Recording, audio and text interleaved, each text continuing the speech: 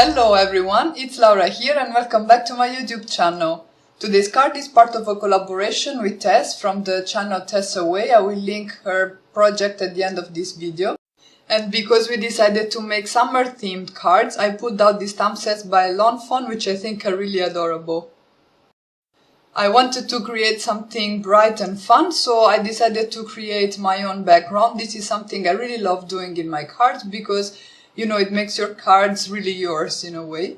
So I decided to heat emboss my background with white embossing powder and then come in with my distress inks to make a fun splattery background. And I will explain to you in a moment how I did that.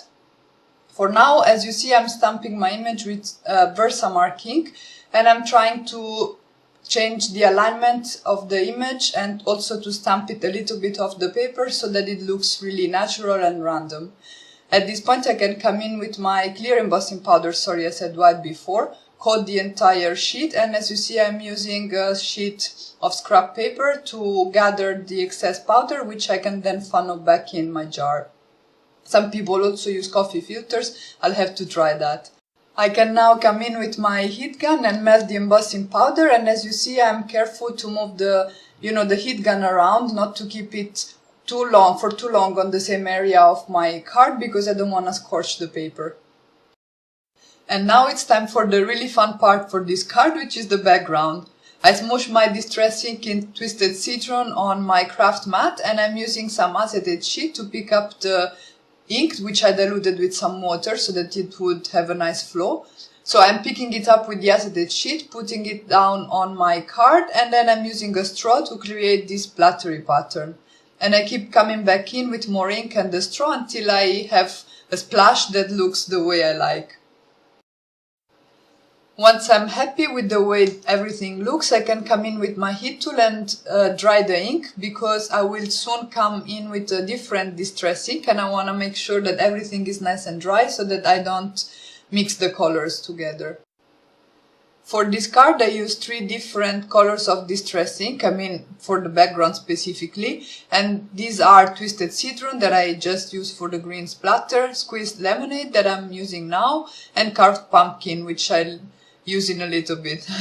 For all the splatters I use the same technique, so I am smooshing in my ink, diluting it with water, picking it up with some acetate and laying it down on my card, and then coming in with the straw to create streams that will make, will give this splatter effect. Once again I am coming in with my heat tool to make sure that everything is dry before I move on to the next color, and I have to say that this background was really fun to create.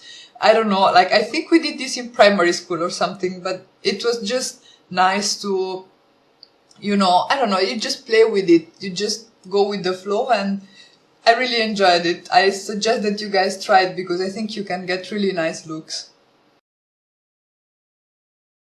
Here I'm finally coming in with my Carved Pumpkin distress ink, and that's it basically. Once I'm finished with this splatter, the background is done. Really simple but really fun.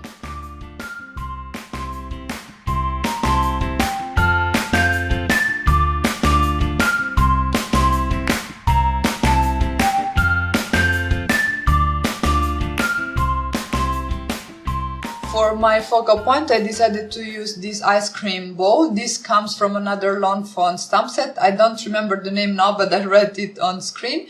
And I stamped it with my archival ink in jet black on some Tim Holtz watercolor cardstock. And I'm coming in with my distress inks and a paintbrush and I'm coloring it in. I used broken china, picked raspberry and Twisted Citron, and I just had very simple coloring where I lay down the color at the edges of the images and I drag it in with my paintbrush to create some shadow. So very quick and simple, everything in today's card.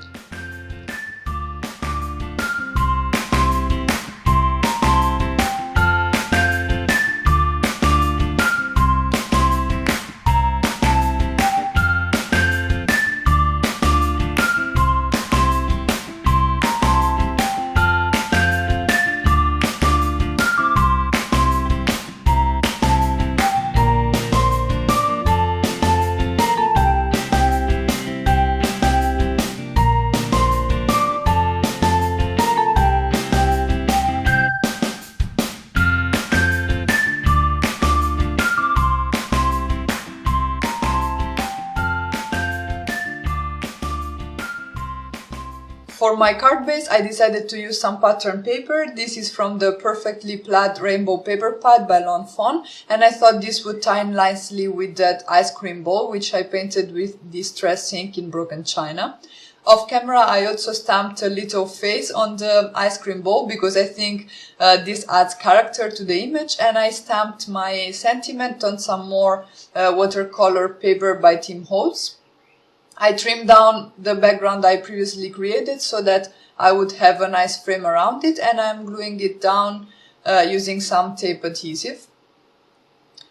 I am also gluing down the sentiment strip on the bottom of my card, and for some added interest I decided to add some dimension to my focal images, and I used some square foam dots to do so.